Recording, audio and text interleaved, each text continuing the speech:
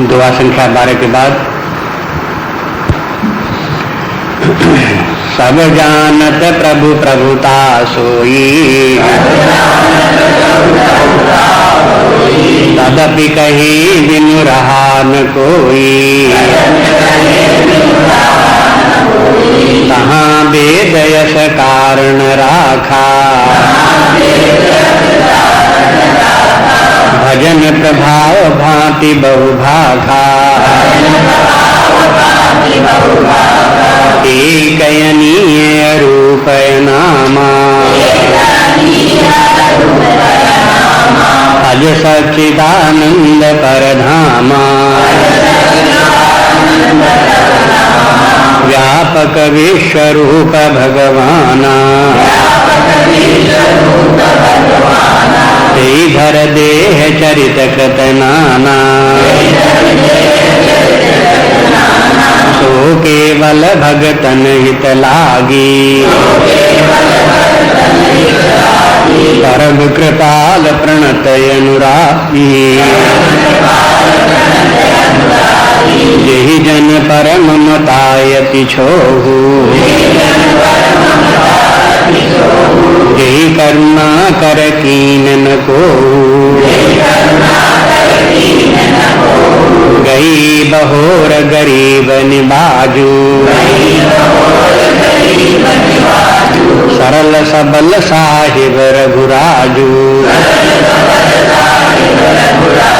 बुध वर्णई हरि जस यस जानी, करहि पुनीत सुफल निज बानी। तेहि बलमय रघुपति गुण गाथा, कही हूँ नाई राम पद माथा। मुनि प्रथम हरि कीरति गाई, तेहि मग चलत सुगम मुहि भाई। अति अपार जे सरित बर, गौलत सेतु कराही।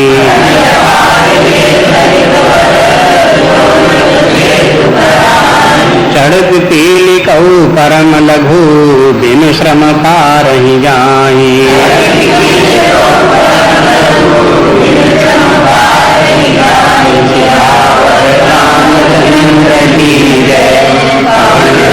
हनुमान की जय, सब संतन की जय।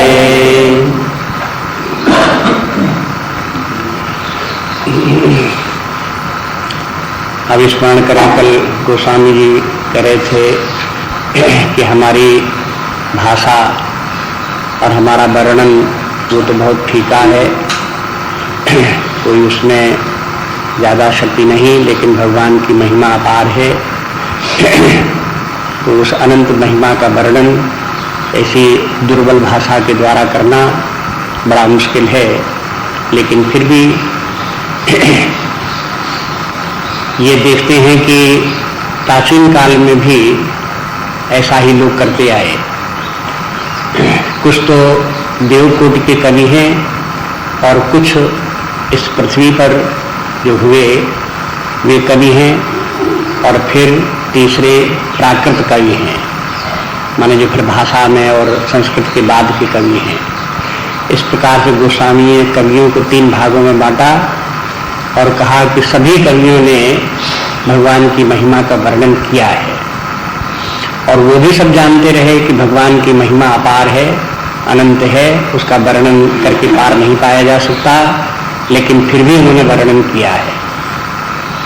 उसको देखते हुए गोस्वामी जी कहते हैं हमको भी बल मिलता है कि उसी प्रकार से जैसे उन्होंने किस प्रयोजन से उन्होंने फिर भगवत कथा का वर्णन किया है वो आगे बताते हैं। कहते उसी प्रयोजन से हमको भी जो हमारी मन में कायरता आ रही थी वो दूर होती, हिम्मत बनती है, और भगवान के चरित्र का वर्णन करने के लिए हम अग्रसर होते हैं। अब ये कहते हैं कि सब जानत प्रभुता सोई, कहते हैं सभी लोग जानते हैं कि भगवान की प्रभुता कैसी महान है, सब जानते हैं। माने इतने लोग जैसे कि पहले दोहे में कह चुके, सारद शेष महेश विधि आगम निगम पुराण, ये सब कवि हैं, इन सब ने भगवान की महिमा का गान किया है। कहते ये सब लोग जानते थे कि भगवान की महिमा अपार है, बड़ी महिमा उनकी, दिव्य महिमा है, लेकिन फिर भी इन्होंने वर्णन किया। तदपि कहे बिन रहा न कोई, लेकिन इतने लोग ये सब हुए, सबने भगवान की महिमा का गान किया। तो इन सब लोगों ने ऐसा क्यों किया? तो वो गोस्वामी जी का जब ध्यान जाता है तो उसका ऐसा नहीं कि इन्होंने बार बार हिम्मत बांधी कि वो भगवान की महिमा सब पूरी नहीं कह पाया तो मैं कह दूंगा, और फिर दूसरे ने देखा हो कि वो नहीं कह पाया तो मैं कह दूंगा, इस उद्देश्य से नहीं किया। उनका उद्देश्य दूसरा ही रहा। वो सब जानते रहे भगवान की महिमा अपार है, उसका तो वर्णन हो नहीं सकता पारंपार, लेकिन फिर भी किसी दूसरे ही उद्देश्य से वर्णन उसका होता है। तो क्या वर्णन है कि तहाँ वेद कारण राखा, माने वैदिक साहित्य आदि साहित्य है, सबसे प्रथम वहीं से, तो वहीं से बता दिया। वेदों ने पहले ही कह दिया, तो वहीं कह दिया कि भजन प्रभाव भांति बहुभाखा। उन्होंने बता दिया कि देखो ये तो भगवान के चरित्रों का वर्णन करना एक भजन है। जैसे राम नाम बोलना भजन है, भगवान की स्तुति गाना भजन है, भगवान का स्मरण करना भजन है। इसी प्रकार से भगवान के चरित्रों का वर्णन करना भी भगवान का भजन है। और इस भजन का प्रभाव बहुत प्रकार से है, ये वेदों ने बता दिया। तो भजन का जो प्रभाव है ये कहना चाहिए कि भजन करने वाला, भगवान के चरित्रों का वर्णन करने वाले को बहुत लाभ प्राप्त होता है, अनेक प्रकार से उसे लाभ प्राप्त होते हैं। उन बातों को ध्यान में रख करके इन सब कवियों ने भगवान के चरित्रों का वर्णन किया। देखो अन्य लोगों के लिए भी ये मार्गदर्शन है। वो स्वामी जी तो इस बात को जानते ही थे और जानते थे, उसको जान करके उन्होंने तद्रूप वही मार्ग पकड़ा भी। लेकिन अन्य लोगों के लिए मार्गदर्शन ये है कि कभी कभी लोग ये सोचते हैं कि भगवान की कथा कहो, भगवान के चरित्रों का वर्णन करो, लोगों को समझाओ सुनाओ, तो कहते मेरी कोई नहीं सुनता, बस मेरी कोई नहीं सुनता कह करके चुपचाप बैठ जाते हैं। गोस्वामी जी कहते हैं कि नहीं कहो, फिर भी कहो, कि हमें भाषा इतनी नहीं है कि हम बोल पाए, हम कह पाए। कहीं कोई बात नहीं, देसी भाषा में बोलो, गांव की भाषा में बोलो, जो अशिक्षित लोगों की जो भाषा बोलचाल की भाषा उसी भाषा में बोलो। नहीं खड़ी बोली आती है, नहीं संस्कृत युक्त भाषा आती है, तो अपनी ग्रामीण भाषा तो आती है, उस भाषा में बोलो। कहो कि भगवान के चरित्र तो अपार है, हम बोले तो गलती हो जाए। अरे गलती तो होती रहती, सबसे हुई है, अपने से भी गलती हो जाएगी तो डरो मत। लेकिन भगवान का जो वर्णन करोगे उसके कारण बहुत लाभ तुमको होंगे, उनको ध्यान में रखो और निर्भय होकर के भगवान की गुण गाथा सुनाते रहो, गाते रहो, अपने मन को सुनाते रहो और आसपास जो कोई मिले उसको सुनाते रहो। जहाँ कहीं कोई आ जाए, मतलब अकेले हैं तो ठीक, अपने मन को सुनाते रहो, उनका ध्यान करते रहो, स्मरण करते रहो। अगर कोई दूसरा व्यक्ति आ जाए उससे कहो नमस्कार और कहो कि भाई हम भगवान का स्मरण कर रहे थे और भगवान जब वहाँ अयोध्या से चल करके चित्रकूट तक जाने लगे, वहाँ तक हम पहुँच गए थे, आगे कथा सुननी हो तो कहो सुनाओ। कह लेंगे हम जल्दी हो तो नमस्कार, आप चलिए, हम अपने कह लेंगे।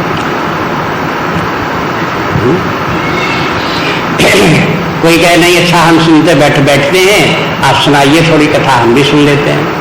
कि जब तक मन हो तब तक सुनना, बाकी तुम्हारी जबरदस्ती नहीं है, हम तो अपने सरबर अपने बोलते ही रहेंगे, तुम जब तक सुनना तब तक सुनना, जब जाना हो तो चले जाना। ऐसे ही संत होते रहे। वो लोग इस प्रकार से आते तो वो आए इस प्रकार की दुनिया की बात करेंगे, संसारी बातें करेंगे, समाज की बातें करेंगे, इनकी उनकी भलाई बुराई शिकायतें ये सब चर्चा करेंगे, तो उनको मौका ही नहीं देते इस प्रकार की बात करने के। सुनो तो कथा सुनो, न सुनो तो नमस्कार, चलते रहो। बात यह कि भगवान की कथा जो है ये है, इसकी बड़ी महिमा है। बड़ी महिमा माने बड़ी कल्याणकारी कथा है, बड़ी उपयोगी कथा है। ये आगे बताते हैं सब। ये कहते हैं कि भजन प्रताप भांति बहुबाखा, इसलिए इसका भजन का प्रताप के माने इसका फल क्या, कैसा सुंदर फल है, वो कहे कि वो बहुत प्रकार से वेदों ने ही बता दिया था। जब वेदों ने बता दिया तो उसके बाद आगम शास्त्र आए, उन्होंने भी इसका भगवान का वर्णन किया। उसके बाद फिर शंकर जी ने, शेषनाग ने, सरस्वती ने, ये सब ने भगवान के चरित्रों का वर्णन किया। सब गुण गाथा उनकी भगवान की गाते हैं। आगे फिर और कवियों के नाम बताते हैं, उन सब लोगों ने भी भगवान की कथा का वर्णन किया है। तो जैसे उन्होंने किया है वैसे ही अपने आप को हमको भी करना चाहिए। अब यहाँ ये बताते हैं कि भगवान की कथा, भगवान के चरित्रों की महिमा क्या है, तो वो तो बताते हैं 3-4 चौपाइयों के बाद में इसी को लिंक कर देंगे, जोड़ देंगे, लेकिन बीच में भगवान की महिमा थोड़ी बताते हैं। जिन भगवान की गुणगाथा गाई जाती है, जिनका कि भजन किया जाता है, वो भगवान क्या हैं, कैसे हैं, वो बात यहाँ से कहना प्रारंभ करते हैं। माने एक प्रकार से भगवान के चरित्र जो है वो यहाँ से प्रारंभ हो जाते हैं। भगवान के अगामचरितमानस है, इसमें भगवान की कहते तमाम बातें आप कर रहे हो, लेकिन भगवान के चरित्रों को तो वर्णन ही नहीं कर रहे हो।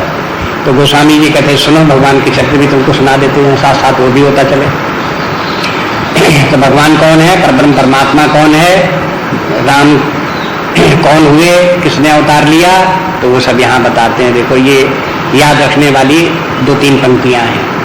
एक अनीह अरूप अनामा, ये भगवान की महिमा। जो भगवान एक है, अनी है मैंने जिसको की कोई कामना नहीं है, अरूप है जिसका कि कोई रूप नहीं, अनामा जिसका कि कोई नाम नहीं है, अज जिसका कि जन्म नहीं होता, सच्चिदानंद सत्यचित और आनंद स्वरूप है, परधामा परमधाम है, व्यापक सर्वत्र व्यापक है, विश्व रूप सारा जगत ही जिसका कि रूप है, ऐसा भगवान खड़ेश्वर संपन्न जो परमात्मा है, तेई धरे देह चरित्र कृतराना, उसी ने शरीर धारण करके नाना प्रकार के चरित्र किए। शरीर किसका धारण किया, राम रूप मान लो, महाराज दशरथ के पुत्र होकर के शरीर धारण किया और नाना प्रकार के उन्होंने चरित्र किए।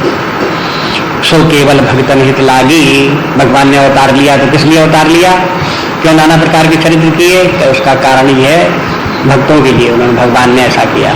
परम कृपाल प्रणत अनुरागी, भगवान बड़े ही कृपालु हैं, भक्तों के ऊपर जो उनकी शरण में आते हैं उनके ऊपर कृपा करने वाले, प्रेम रखने वाले हैं।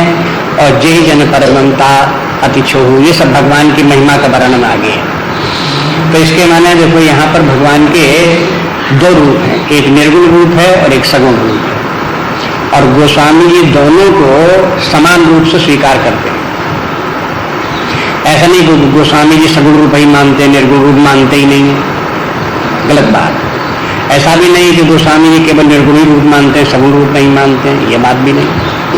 उनको निर्गुण सगुण आगे चल करके स्वयं गोस्वामी जी ने प्रश्न उठाया कि एक ही व्यक्ति भगवान को निर्गुण ही माने और गुण के पहले निर लगावे, माने जिसमें कि गुण न हो निर्गुण, और वही व्यक्ति सगुण भी माने और गुण भी लगा दे उसमें, दोनों कर दे, तो ये तो दोनों एक दूसरे के विरोधी हो गए।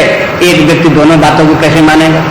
जैसे कोई कहे कि देखो ये पानी बहुत गर्म है और बर्फ की तरह ठंडा भी है, अब लगाओ बुद्धि कैसे गर्म और ठंडा एक साथ बुद्धि में कैसे आवे, दूसरे के एक दूसरे के विपरीत लक्षण वाला है। ऐसे ही भगवान जो मानो 2 विपरीत लक्षण वाले हैं, एक निर्गुण रूप है, सगुण रूप है। तो प्राय श्रोताओं के मन में, समझने वाले मन में ये बात जल्दी जल्दी नहीं आती कि ये दोनों एक साथ कैसे हो सकता है। एक गुण का भी ध्यान रखना चाहिए, ये बार बार स्मरण दिलाते रहते हैं कि गुण के माने अच्छाइयां नहीं है। एक परमात्मा ऐसा जिसमें कि निर्गुण कोई अच्छाई है ही नहीं, ऐसा परमात्मा जिसमें कि सगुण के माने सब में अच्छाइयां अच्छाइयां, ये अर्थ नहीं है। गुण के माने है जो ये प्रकृति है या माया है वो त्रिगुणात्मक है, सत्व रजस तमस 3 गुणोमयी माया जो है ये है। इस माया की उपाधि से रहित जो परमात्मा है वो निर्गुण है, और जिसने इस माया के त्रिगुणात्मक माया की उपाधि को धारण किया वो हो गया सगुण। बस अब ये 3 गुण और माया क्या है, ये परमात्मा की ही अपनी शक्ति है। ये परमात्मा से भिन्न कोई वस्तु नहीं है। अगर परमात्मा से भिन्न वस्तु होती तो भी परमात्मा के 2 रूप अलग अलग हो जाते, लेकिन परमात्मा के 2 रूप नहीं बनते, क्योंकि परमात्मा जो है वो हो कि उसकी माया दोनों एक ही है, भिन्न भिन्न नहीं है। परमात्मा की ही अपनी शक्ति, एक प्रकार की, एक विशेष प्रकार की शक्ति। परमात्मा तो अनंत शक्ति संपन्न है, नाना प्रकार की शक्तियां हैं, उसमें से परमात्मा की एक शक्ति माया शक्ति भी है। वो माया शक्ति परमात्मा में अंतर्निहित है। जैसे शक्तिमान में शक्ति अंतर्निहित होती है, वैसे ही परमात्मा में विद्यमान है। जब वो अंतर्निहित शक्ति है तब परमात्मा निर्गुण रूप में विद्यमान है। अब जब वो शक्ति प्रकट हुई और उसने जगत का रूप धारण किया, जीवों का रूप धारण किया, नानात्व उत्पन्न हो गया, तब वो उस शक्ति से प्रकट हुई माया शक्ति से उसकी उपाधि को धारण किए हुए परमात्मा सगुण कहलाने लगा। जैसे एक मनुष्य है और एक संगीतज्ञ है। एक मनुष्य को संगीत का अच्छा ज्ञान है। अगर वो व्यक्ति कोई आवे सहसा पहली बार तो आप पूछें कि कौन है, कई एक व्यक्ति आया है, एक मनुष्य आया है, तो आप मनुष्य से मिलेंगे। लेकिन बाद में किसी ने परिचय किया, अरे साहब ये तो बहुत बड़े संगीतज्ञ हैं, ये बहुत बड़े संगीतज्ञ। अच्छा, अब देखो मनुष्य तो मनुष्य बना ही रहा, लेकिन अब वो संगीतज्ञ भी हो गया। तो अच्छा संगीतज्ञ हैं तो संगीत सुनाएंगे, क्या सुनाएंगे? तो पहले जो मनुष्य था वो जब संगीत सुनाने लगा तो कहा है तो बहुत बड़ा संगीतज्ञ, सुंदर गाता है। तो वही मनुष्य संगीतज्ञ कैसे हो गया? अभी अभी तो मनुष्य मात्र था और अभी अभी देखते हैं कि तो ये संगीतज्ञ संगीतकार हो गया। ये दोनों बातें एक साथ कैसे हो सकती हैं? बात ये दोनों बातें तभी एक साथ हो सकती हैं जब संगीत जो उसका संगीत विद्या जो उसकी है उसी की अंतर्निहित शक्ति हो उस व्यक्ति की, उसके अंदर वो संगीत विद्या छिपी हुई है उसके भीतर, और अन्य हर समय तो नहीं गाता रहता है। जब गाता है तो सुनाई पड़ता है, लोगों को गा रहा है, संगीत भी सुनाई देगा, अन्यथा उसका संगीत बीज रूप में विद्यमान उसके हृदय में कहीं छिपा हुआ है। बस ऐसे ही ये माया जो है वो बीज रूप में कहीं परमात्मा के अंदर छिपी हुई है, तो परमात्मा निर्गुण है, माया है ही नहीं, निर्गुण है। और वही परमात्मा ने रूप धारण कर लिया, माया का रूप धारण कर लिया, माया प्रकट हो गई, तो वो माया भी परमात्मा का ही रूप बनी, परमात्मा से भिन्न कुछ नहीं है। परमात्मा ने ही माया के द्वारा एक रूप, जगत का रूप धारण कर लिया। अब देखो वो परमात्मा एक का एक ही रहता है, नाना रूप जगत बनता है तो भी वो एक ही रहता है। जैसे कि मनुष्य और संगीतकार ये दो व्यक्ति नहीं हो जाते, कोई क्षण ऐसा नहीं आता कि देखो अब दो दो हो गई है, एक मनुष्य हो गया एक संगीतकार हो गया, ये दो हो गए, ऐसे दो कभी नहीं होते, वो एक ही रहता है। चाहे मनुष्य रहे चाहे संगीतकार रहे तो भी व्यक्ति वही व्यक्ति का वही व्यक्ति रहेगा और एक का एक ही रहेगा, दो नहीं होगा। इसी प्रकार से परमात्मा सदा एक का एक ही रहता है, चाहे वो हो निर्गुण निराकार हो और चाहे वो जगत का रूप धारण कर ले तो भी वो दो नहीं होता, तद्वत एक ही बना रहता है, सदा एक ही परमात्मा है और परमात्मा के अतिरिक्त और कहीं कुछ नहीं। ये भाव जो है ये है वेदांत मत कहलाता है। शंकराचार्य जी ने इसकी बहुत व्याख्या करके अद्वैत इसका नाम दिया, अद्वैत वेदांत, और गोस्वामी तुलसीदास जी को यथावत वही मान्य भी है उसी प्रकार से। इसलिए अब यहाँ पर जैसे कहते एक परमात्मा एक है। अगर संसार में देखें तो एक कोई भी वस्तु एक नहीं मिलेगी आपको, 2, 3, 4, 10, 20, 100, 200 ऐसे होंगे। संसार एक ऐसी विचित्र वस्तु है जिसमें कि एक कुछ नहीं। अगर परमात्मा को देखें, अगर पूछें कि एक वस्तु क्या है तो आप निर्भय होकर कह सकते हो एक तो भाई परमात्मा है।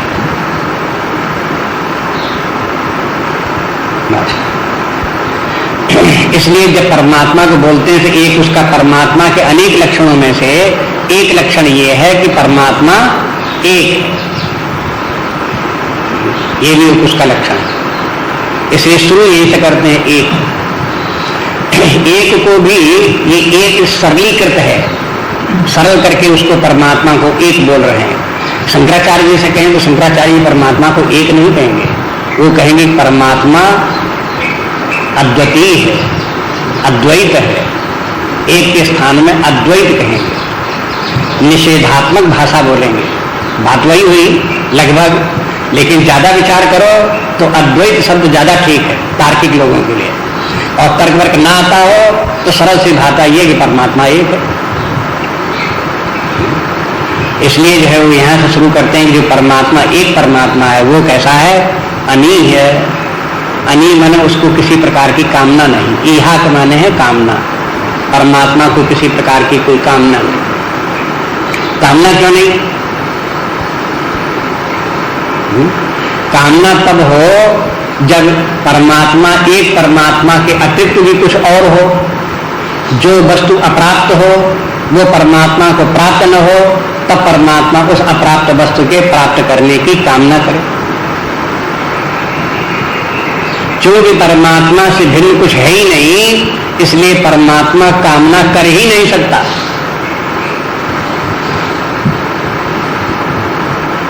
परमात्मा में कामना करने का कोई कारण ही नहीं।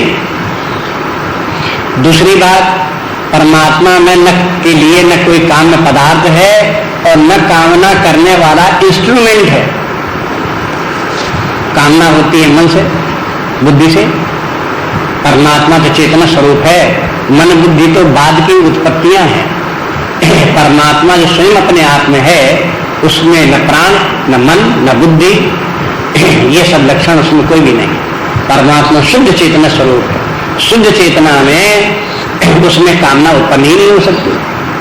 तो एक दूसरा लक्षण परमात्मा का ये कि परमात्मा अनी है। और उसके बाद में परमात्मा अरूप और अनाम है, माने नाम रूप रहित है। ये नाम रूप जो है, ये जगत जो है, ये नाम रूपात्मक है। जगत का लक्षण है कि इसमें वस्तुएं जितनी होती हैं उनके सबके कोई न कोई रूप होते हैं और रूप भी तरह तरह के हैं, इसलिए नाम भी अलग अलग सब वस्तुओं के रखने पड़े। जैसे कोई एक बालक किसी घर में पैदा हुआ, एक नया रूप आ गया। पहले 2 लोग 4 लोग घर में थे तो वही 4 ही मूर्तियां थी। अब एक बालक पैदा हो गया, एक नई मूर्ति आ गई, उसका रूप उन 4 से भिन्न प्रकार का एक मूर्ति और आ गई। अब नाम भूलने लगे, इसका क्या नाम रखा जाए? नाम की जरूरत क्यों पड़ी? क्योंकि एक रूप नया आ गया, इसलिए इस नाम की जरूरत पड़ी। तो जितने रूप बढ़ते जाएंगे, नए नए रूप बनते जाएंगे, उतने उतने नामों की जरूरत पड़ेगी। पहाड़ है, पर्वत है, नदियां हैं, ये सब नाना रूप हैं, तो उनके सबके अलग अलग नाम भी। लेकिन परमात्मा जो है वो हो, उसका कोई रूप ही नहीं, अरूप, इसलिए उसका कोई नाम भी नहीं, नाम की जरूरत भी नहीं। एक ही वस्तु हो तो उसके नाम रखने की क्या जरूरत है? जब 2 वस्तुएं हो तो उन 2 वस्तुओं के नाम रखो, एक ये वस्तु, एक ये वस्तु। 3 वस्तुएं तो 3 के नाम धरो, 4 वस्तुएं तो 4 के नाम रखो। अगर एक ही वस्तु हो तो उसके नाम की क्या जरूरत है? उसका उपयोग क्या होगा नाम का? कौन नाम लेगा? किस लिए लेगा? नाम की जरूरत ही नहीं। इसलिए परमात्मा जो है अरूप परमात्मा और एक होने के कारण से उसका कोई नाम भी नहीं। ये सब उस परमात्मा के लक्षण है, स्वयं अपने स्वरूप में विद्यमान निर्गुण निराकार ब्रह्म, उसके सब ये लक्षण है। इच्छा जो है परमात्मा में नहीं है, लेकिन देखते हैं जीवों में इच्छा है। परमात्मा हम लोगों की तरह से कोई जीव नहीं है। जीवों को क्यों इच्छा होती है? क्योंकि जीव के लिए अपने से भिन्न भी वस्तुएं दिखाई देती है, व्यक्ति दिखाई देते हैं, वस्तुएं दिखाई देती हैं, और फिर उनकी वो वस्तुएं व्यक्ति उसको प्रिय लगती हैं, प्राप्त करना चाहता है, तब कामना उत्पन्न होती है। जीव के लिए अपने से भिन्न बहुत वस्तुएं हैं, उनकी वो कामना कर सकता है, इसलिए जीव तो कामना कर सकता है, लेकिन परमात्मा कामना नहीं कर सकता। नाम रूप जगत में होंगे, लेकिन परमात्मा में नाम रूप नहीं होंगे, क्योंकि जगत में अनेक रूप है, इसलिए वहां नाम भी बहुत है। परमात्मा में रूप है ही नहीं, इसलिए वहां नाम भी नहीं। अब देखो, ये सब बात जो है परमात्मा के संबंध में ठीक ठीक ज्ञान समझने के लिए ये इतनी बातें याद रखनी चाहिए कि क्योंकि यही परमात्मा है, यही भगवान राम का रूप धारण करता है, इसलिए ये बराबर रामचरित मानस अध्ययन करते समय, पढ़ते समय इनको सबको बराबर याद रखना चाहिए। फिर कहते हैं कि यह अज है परमात्मा। अज के माने जाके माने जन्म, अज के माने जिसका कि जन्म न हो वो ब्रह्म है, वो परब्रह्म परमात्मा है, वो अपनी सत्ता से सदा से विद्यमान है। कोई भी काल, भूतकाल में अभी कोई ऐसा समय नहीं रहा जब उसकी उत्पत्ति हुई हो। काल की भी पहले वो विद्यमान है, काल की उत्पत्ति बाद में हुई, उसके भी पहले से वो विद्यमान चला रहा है, इसलिए उसकी उत्पत्ति हुई ही नहीं है। जन्म होता है वस्तुओं के, नाम रूप उत्पन्न होते हैं। जैसे मिट्टी से घड़ा बना दिया तो घड़ा उत्पन्न हो गया। जैसे घड़ा उत्पन्न होता है, ऐसे परमात्मा उत्पन्न नहीं होता। जीव भी उत्पन्न होते हैं, एक शरीर छोड़ते हैं, दूसरा शरीर धारण करते हैं। परमात्मा इस प्रकार से एक शरीर छोड़े दूसरा शरीर धारण करे, ऐसे करके करते ही नहीं, इसलिए वो हो जन्म नहीं लेता। अज है, अभी ये देखेंगे, ये अभी निर्गुण का वर्णन नहीं है, सगुण की बात नहीं है। निर्गुण रूप इस प्रकार से अज है, और फिर 3 लक्षण उसके जो मुख्य हैं वो उनका भी नाम ले देते हैं, सत्य, चित और आनंद। ये परमात्मा के स्वरूप लक्षण है। परमात्मा के 2 प्रकार के लक्षण होते हैं, स्वरूप लक्षण होता है, एक तटस्थ लक्षण होता है। और स्वरूप लक्षण जो परमात्मा का है कि परमात्मा सत स्वरूप है, चेतना स्वरूप है, आनंद स्वरूप है। सत है कि मैंने परमात्मा अपनी सत्ता से सदा विद्यमान है, अनादि अविनाशी है, नित्य विद्यमान है, इसलिए वो सत स्वरूप है। परमात्मा चेतना स्वरूप है। चेतना जो है परमात्मा का अपना लक्षण है। यदि अन्य कहीं चेतना दिखाई दे तो समझो परमात्मा की है। अगर अन्यत्र कहीं सत्यत्व भाषित होता हो तो उस वस्तु का सत्यत्व नहीं है, वो परमात्मा ही का सत्यत्व वहां किसी प्रकार से भाषित हो रहा है। परमात्मा आनंद स्वरूप है। परमात्मा का एक लक्षण आनंद भी है, और आनंद परमात्मा का ही लक्षण है। स्वरूप लक्षण जो होता है उसी वस्तु में होता है, अन्यत्र नहीं होता। कहते जीवों में भी तो आनंद है, तो वो जीवों का अपना कोई आनंद नहीं है, वो परमात्मा का ही आनंद जीवों में कभी कभी भाषित होता है।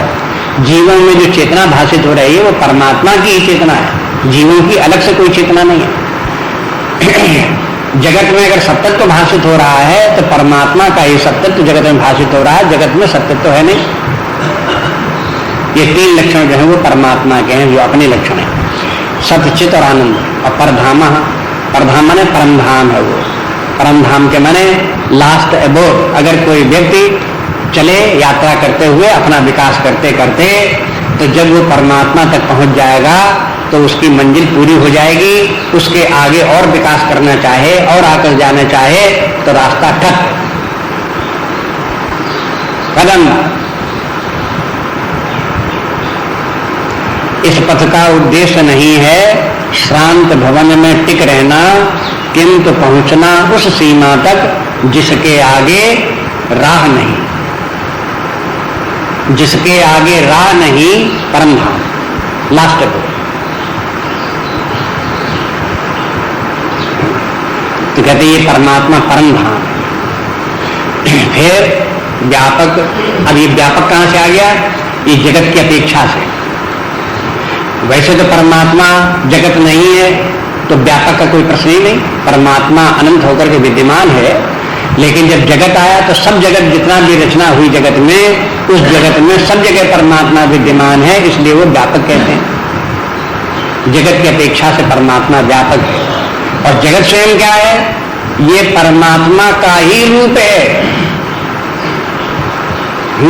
इसलिए परमात्मा को विश्व रूप कहते हैं।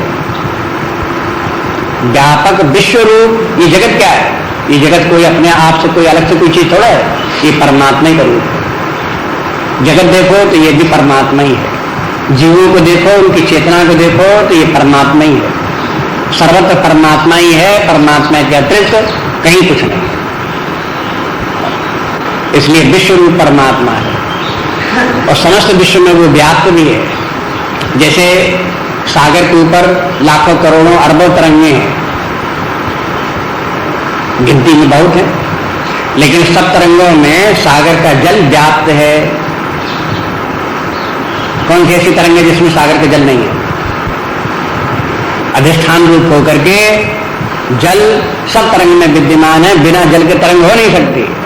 ऐसे परमात्मा ही सारे जगत में व्याप्त है और अधिष्ठान होकर के व्याप्त है। उस परमात्मा के बिना जगत की कोई वस्तु, नाम रूपात्मक वस्तु टिकी नहीं सकती।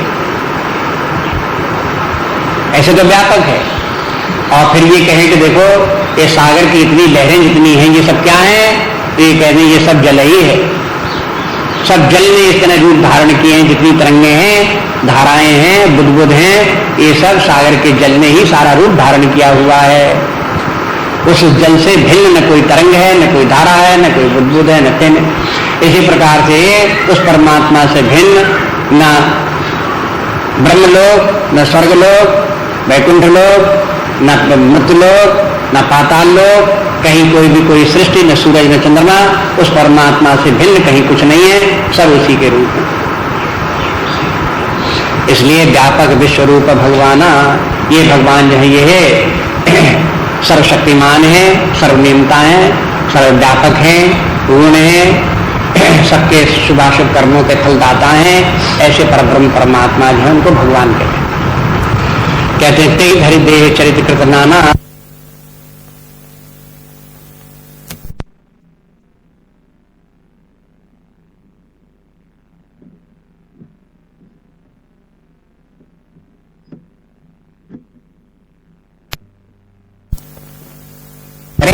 तो उनके साथ में इतनी बातें ध्यान रखें कि भगवान राम कौन है?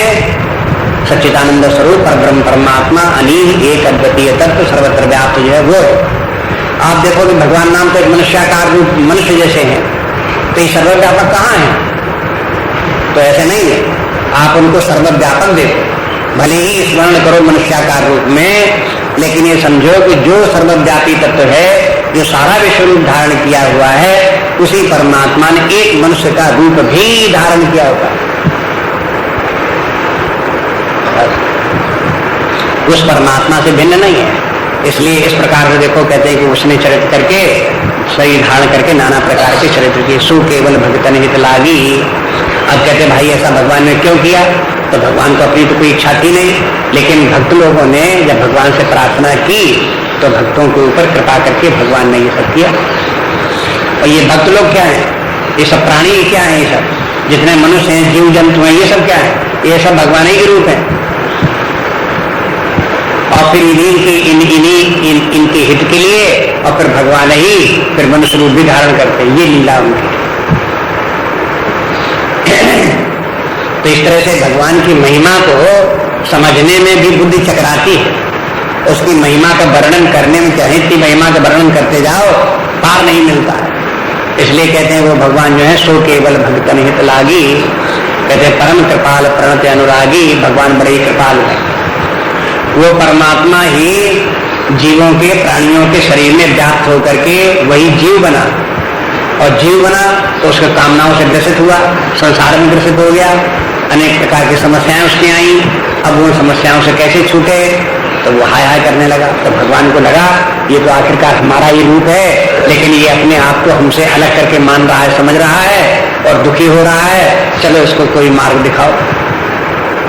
तो उसको मार्ग दिखाने के लिए, उसका उद्धार करने के लिए भगवान प्रकट होते हैं और फिर ऐसे चरित्र करते हैं जिनसे उनके भक्तों को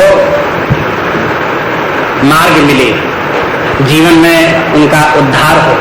वे अज्ञान में पड़े हुए अज्ञान से छूटे, मोहजाल में पड़े हुए उससे छूटे, नाना प्रकार की समस्याओं से ग्रसित उन समस्याओं से छुटकारा प्राप्त करें।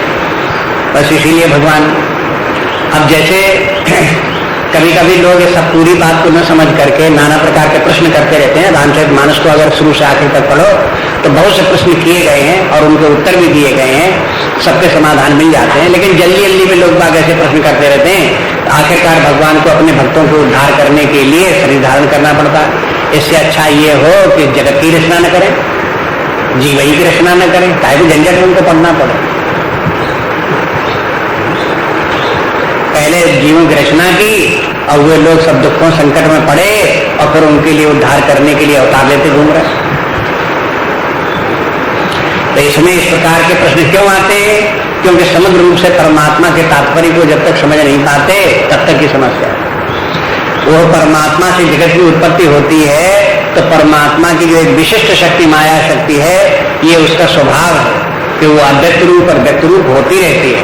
जब माया व्यक्त होती है तो जगत की रचना हो जाती है, प्राणियों के शरीर भी बन जाते हैं और फिर परमात्मा सर्वव्यापक होने के कारण उसको उनमें व्याप्त होना पड़ता है, नहीं तो एक देशी हो जाएगा।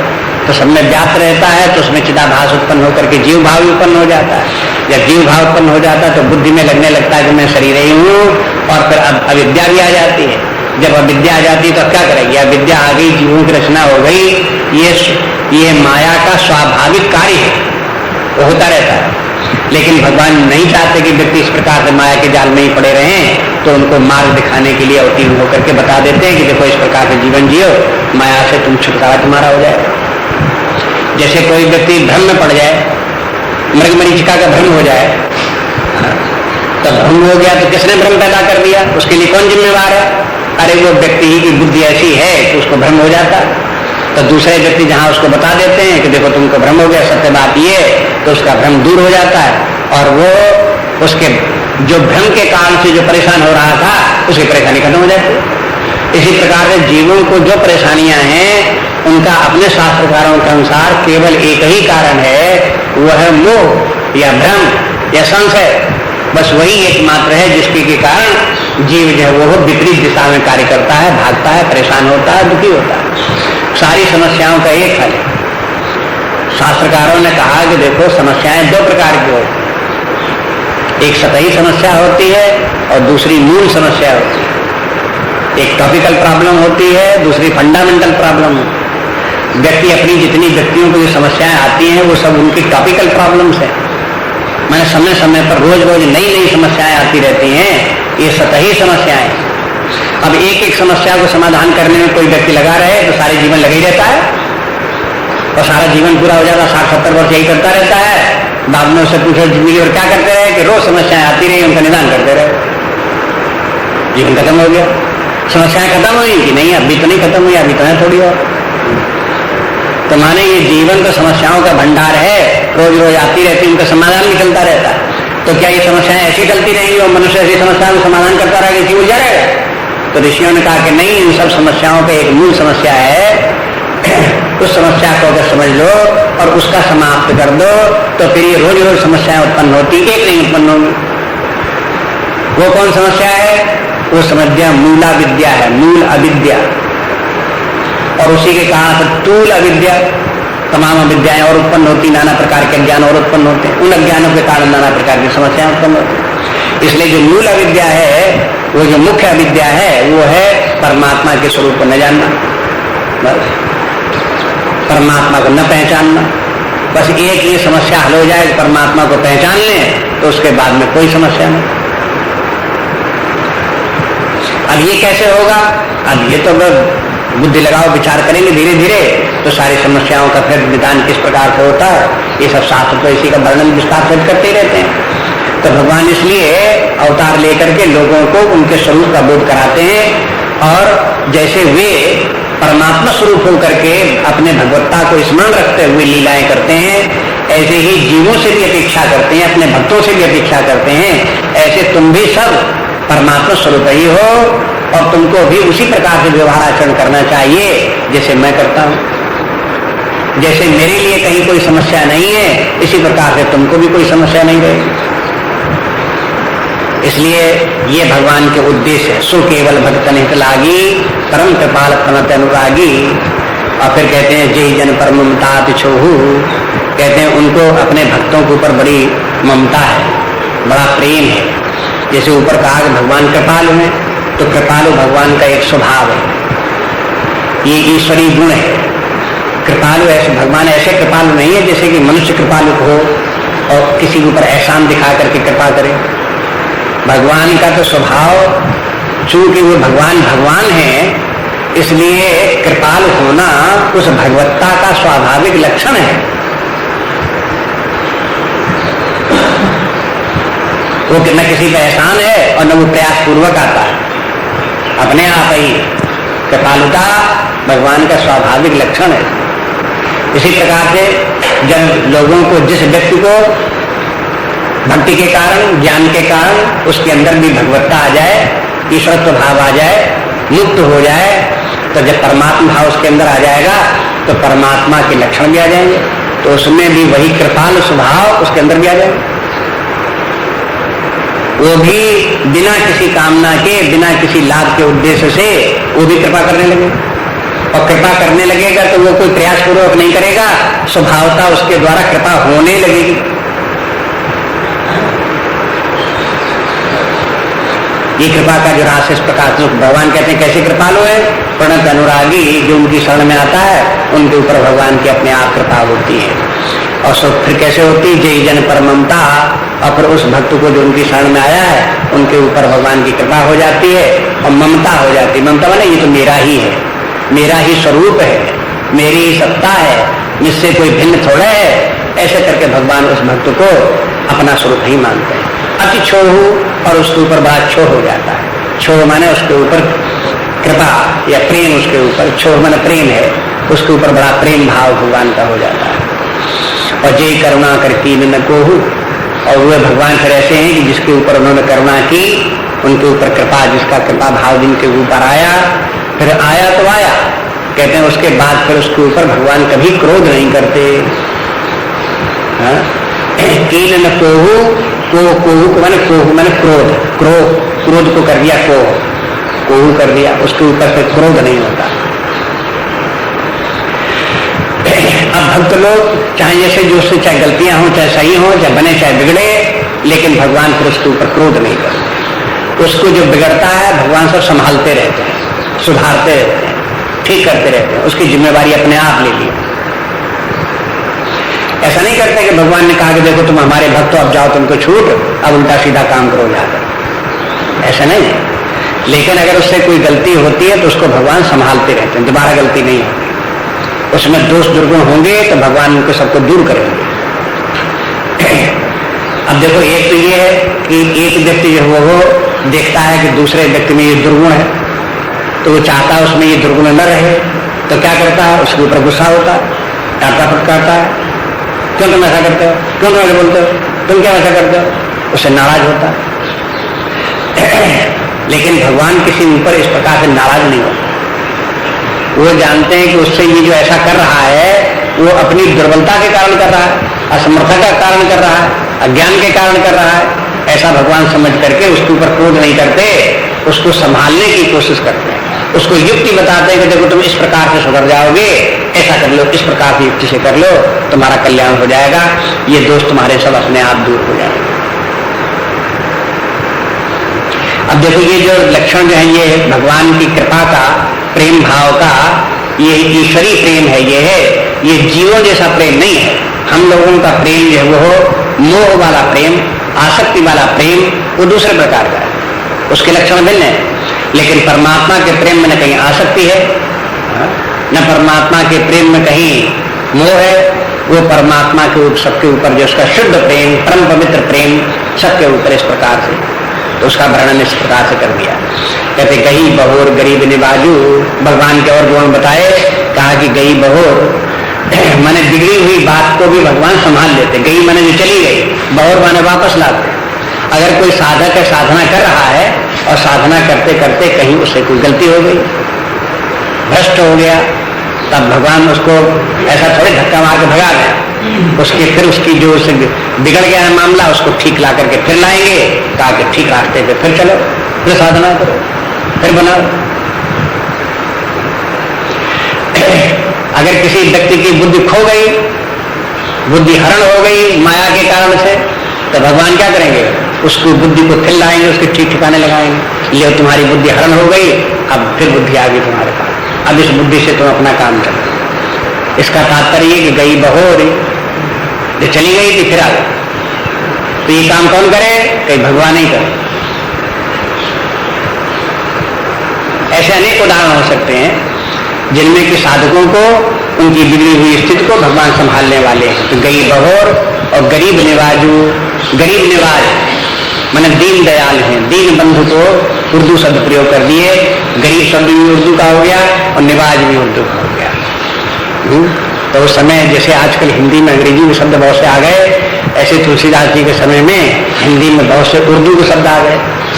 उर्दू भाषा थी तो समझ में बोली जाती थी, उसे आए थोड़े से शब्द उर्दू के, तो गोस्वामी जी का चलो इनको भी लगाओ, इस शब्द को बहुत समझते हैं। तो गरीब निवाज शब्द बोल दिया, माने भगवान दीन बंधु है, माने जो व्यक्ति अपने ऊपर भरोसा रख करके अहंकार पूर्वक कहता है कि हम जो गड़बड़ होगा हम सब ठीक कर लेंगे, तो कर ठीक कर लोगे तो बहुत अच्छी बात, हम काहे को कुछ करें।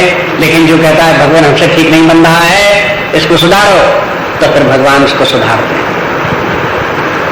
जो अहंकार रहित व्यक्ति हैं भगवान की शरण में, उनको सब मार्ग दिखाते हैं भगवान। और सरल सबल साहेब राजू, और भगवान के देखो ये गुण भी है, भगवान सरल भी हैं और सबल भी है। जीवों में प्राय ये होता है कि जो सरल लोग होते हैं वो दुर्बल होते हैं, और जो लोग सबल होते हैं वे लोग सरल नहीं होते थे, बड़े कठोर होते हैं।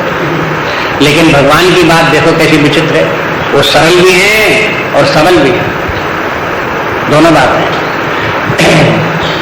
संसार में व्यक्ति जो है वो जहां शक्तिशाली हुए, ऊंचे पद पर हुए, धनी मानी हुए, तो साधारण व्यक्तियों की अप्रोच के बाहर हो जाते हैं। वहां तक व्यक्ति पहुंच नहीं पाते, मिल नहीं पाते, बात नहीं कर पाते, उनसे अपनी प्रार्थना करना चाहे तो कर नहीं सकते, ये कठिनाई हो जाती। लेकिन भगवान के लिए बात नहीं, भगवान सबके हृदय में विद्यमान है और सबके लिए सहज ही उपलब्ध हैं। अपने हृदय में अंतर्मुखी होकर के भगवान से प्रार्थना करो, भगवान सहज ही उपलब्ध है। ऐसे सरल हैं कि वो कहीं कोई रोक टोक उनको नहीं भगवान से प्रार्थना करने के लिए, उनकी शरण में जाने के लिए कौन रोके? ऐसे तो सरल है। लेकिन सरलता के कारण ये न समझ लेना कि उनको ताकतें कुछ नहीं होगी। अरे भगवान सर्वशक्तिमान है, सर्वशक्तिमान। सारे संसार में बड़ी बड़ी शक्तियां जो कुछ दिखाई दें, वो शक्तियां बिना परमात्मा के कहीं कोई शक्ति है ही नहीं। वो परमात्मा की शक्ति का एक अंश जगत में जगह जगह दिखाई देता है, और वो परमात्मा तो अनंत शक्ति संपन्न है। इसलिए वो सबल भी है, सरल सबल साहिब रघुराजू। इस प्रकार के वो साहिब माने सबका स्वामी है। साहिब माने किसी दफ्तर का साहब नहीं, इस साहब के माने है सारा लोगों का, तीनों लोगों का स्वामी है, सब प्राणियों का स्वामी है। इसलिए उसको साहिब का, सबका स्वामी है, सर्वश्रेष्ठ है, सबका रक्षक है, सबका पालक है, ऐसा वो साहिब है। और रघुराजू ये कौन है? ये रघुराज है। रघुराज माने रघुवंश में अवतीर्ण भगवान राम, उन्हीं की बात कर रहे हैं। वो ऐसे जब भगवान ने सगुण साकार रूप धारण किया, अवतार लिया, तो ये सब उनके लक्षण देखने में आ गए।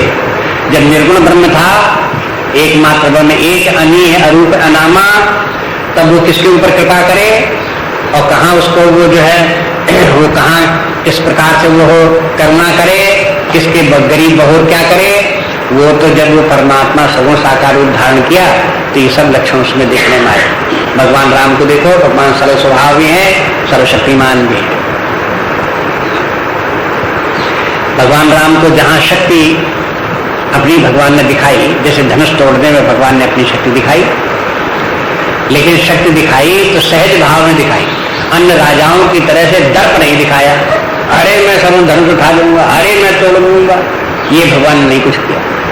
वो अपने सीधे से चुपचाप गए, ले तो उठावत खींचत गाढ़े, काऊ ने लिखा देख सकता है, सारे गए, भगवान ने सीधे से उठा लिया, उठा करके चढ़ा भी दिया, टूट भी गया, किसी देख भी नहीं पाए, इतनी देर में सबका सब काम हो भी गया। कोई उन्होंने झंडा नहीं फहराया कि मैं ऐसा कर दूंगा, मैं ऐसा कर दूंगा, टूट गया होता तो उसके बाद चिल्लाते कि लो, उनको अंगूठा दिखाते सब लोगों को, तुम लोग तो कुछ नहीं कर पाए, देखो मैंने तोड़ के धर दिया। ये सब उन्होंने कुछ नहीं, सरल स्वभाव,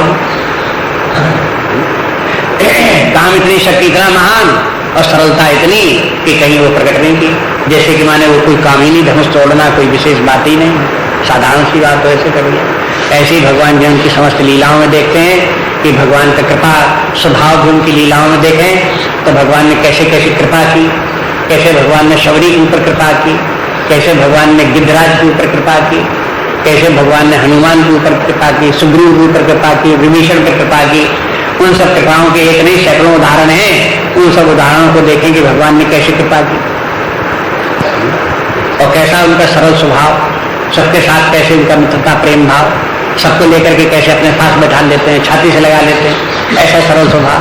ऐसा नहीं कि दूर दूर रहो, छो नहीं दूर रहो, ये बात नहीं।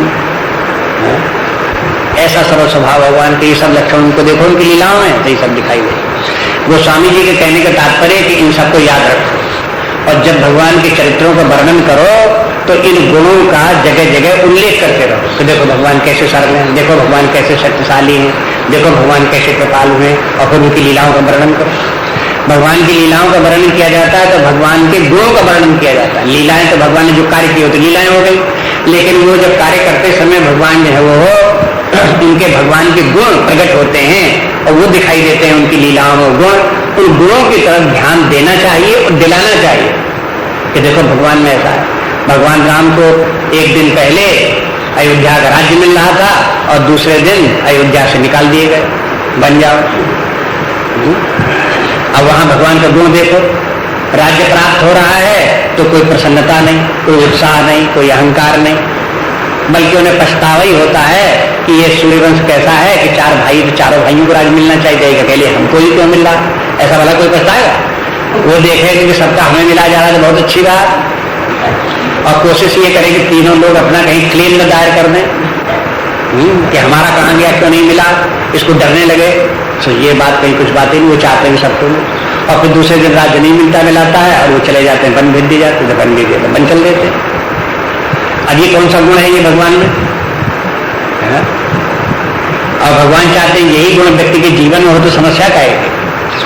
समस्या तो जब व्यक्ति दुराग्रह अपने अंदर पाल लेता है कि मुझे राज्य मिले तो झंझट खड़ा हो गया, राज्य से निकाल दिए गए तो झंझट खड़ा हो गया। हम तो समझते थे कि आज हमारा तिलक होगा, हम उसकी तैयारी किए हुए बैठे थे और हमको निकाला जा रहा है, तो हम कैसे निकल जाएंगे? हमारी तो बड़ी बदनामी होगी, लोग क्या कहेंगे, क्या बात हो गई, कैसे निकाल दिया गया इनको, इसलिए जो है हम तो नहीं जाएंगे।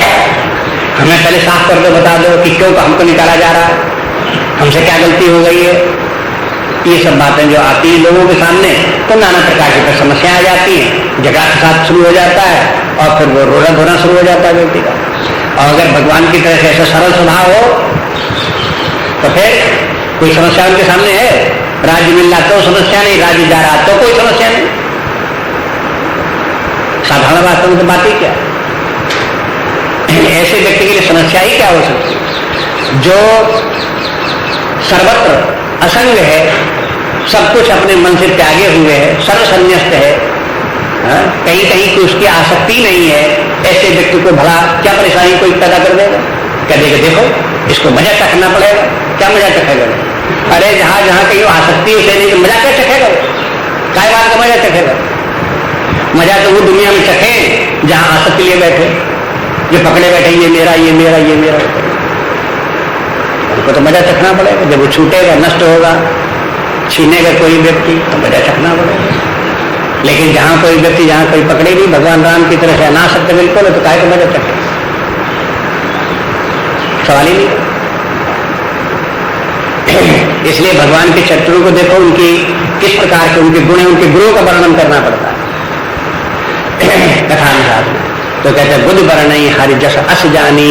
देखो ये बात आप बताते हैं, यहाँ कहते भजन प्रभाव भाति भाखा, उसका संबंध तुलसीदास इतना वर्णन करने के बाद में यहाँ जोड़ते हैं कि बुद्धि वर्णई हरि जस, बुद्धिमान लोग भगवान के यश का वर्णन करते हैं। अस जानी, ऐसा जान करके वर्णन करते हैं। कैसा जान करके कि जो निर्गुण निराकार ब्रह्म है उसी ने सगुण साकार रूप धारण किया, और उसकी महिमा कैसी है, कैसा सरल है, कैसा सर्वशक्तिमान है, भक्तों से कैसा प्रेम करने वाला है, इसलिए सही धारण करता है। ये सब बातों को जान करके तब वे भगवान के चरित्रों का वर्णन करते हैं। तो बुद्धि वर्णई हरि जस ऐसी जानी, करही पुनीत सुफल निज बानी। और ऐसा वर्णन करने से भगवान को क्या लाभ होता है? भगवान को कोई लाभ नहीं। जो भगवान के चरित्रों का वर्णन करता है उसी को लाभ होता है। आप कहोगे भगवान बड़े स्वार्थी, सबसे कहते हैं कि हमारे चरित्रों का वर्णन करो, हमारा यश गान करो। कोई लोग ऐसे वर्णन सुने, कहें देखो भगवान ये चाहते हैं कि हमारा सब लोग प्रशंसा करें, तो दुनिया में सब लोग नहीं चाहेंगे कि तो सब लोग हमारी प्रशंसा करो। तो भगवान ये नहीं चाहते तो हमारी प्रशंसा करो। ये तो जो भगवान की प्रशंसा करेगा उसमें भगवान के गुण आ जाएंगे, ये साइकोलॉजिकल फैक्ट है। उस फैक्ट का वर्णन करते हैं, भगवान को उससे कोई लाभ नहीं। किसी भी भगवान के गुण को जो व्यक्ति स्मरण करेगा वो गुण उसके अंदर भी आ जाएगा। अच्छा भगवान का हो चाहे किसी और महापुरुष का हो, किसी और महापुरुष के किसी गुरु का अपने अंदर बार बार स्मरण करो। व्यास जी का स्मरण करो, कितना महान साहित्य की रचना कर दी, धार्मिक साहित्य की, बार बार उसका स्मरण करो, आपके अंदर भी उनका गुण आएगा, प्रेरणा मिलेगी आपको। शंकराचार्य जी का जो स्मरण करो तो उन्होंने कितना महान कार्य कर दिया, आपके अंदर उसके अंदर प्रेरणा आएगी, वैसे ही गुण आपके अंदर आएंगे। उससे कोई विवेकानंद को कोई लाभ थोड़ा हो जाएगा, व्यास जी को कोई लाभ थोड़ा हो जाएगा। वो तो लाभ जो होगा जो उस प्रकार से करेगा उसके अंदर ही, अपने अंदर ही उत्साह जागृत होगा और गुण भी उसके अंदर आएंगे। इसलिए भगवान के या संतों के या महात्माओं के इनसी शक्ति महिमा गानी चाहिए अपने हित के लिए, अपने कल्याण के लिए। और जो व्यक्ति संकोच करता रहेगा कि हम क्यों भगवान की महिमा गाएं, हम कोई भगवान के नौकर हैं, नहीं गाते नहीं गाओगे तो भगवान के गुण तुम्हारे अंदर नहीं आएंगे, तो अपने नुकसान करोगे, भगवान का नुकसान। इसलिए कहते हैं कि बुद्धि वर्णई हरि जस अस जानी, और करही पुनीति और सुफल निज बाणी। इससे उनकी वाणी पवित्र होती है और सुफल भी होती है, दोनों बातें होती है। वाणी पवित्र होती है, वाणी पवित्र तब होती है जब मन पवित्र हो, और मन पवित्र तब होता है जब कारण शरीर की वासनाएं पवित्र हो। इनके सब में लिंक है एक दूसरे से। किसी वाणी में अच्छी बातें उसकी वाणी से निकलें, मधुर बातें निकलें, कल्याणकारी निकलें, जिनको कि सुन करके लोग प्रसन्न हो, ऐसी वाणी से कब निकलेगा? जब मन शुद्ध होगा, मन पवित्र होगा, तब ऐसी वाणी निकलेगी। और अगर मन वैसा नहीं है तो वाणी कहां से वैसी बनी जाती? अगर मन में छल प्रपंच है, बैर भाव है, ईर्ष्या द्वेष है, तो चाहे इतना व्यक्ति प्रयास करे, लेकिन वाणी से वैसा थोड़े निकल पाएगा, निकल ही नहीं पाएगा। और ये मन में जो विकार होंगे वो कहां से आ रहे हैं? वो कारण शरीर से आ रहे हैं। अब देखो यहाँ से ये वासनाएं जैसी होंगी वैसी मन बुद्धि होंगे, वैसे विचार आएंगे, जैसे विचार आएंगे वही फिर वाणी के द्वारा जो है उसके वाक वाणी के द्वारा प्रकट होंगे। तो ये क्रम एक के बाद एक श्रृंखला है। इसके माने होता क्या है कि भगवान के चरित्रों का गुणगान गाते गाते व्यक्ति की वासनाएं बदल जाती हैं। संकेत उधर है, व्यक्ति का स्वभाव बदल जाता है। व्यक्तियों का स्वभाव पहले क्रूर स्वभाव रहा, भगवान के क्षेत्रों के वर्णन करते करते उनका स्वभाव सुंदर बन गया।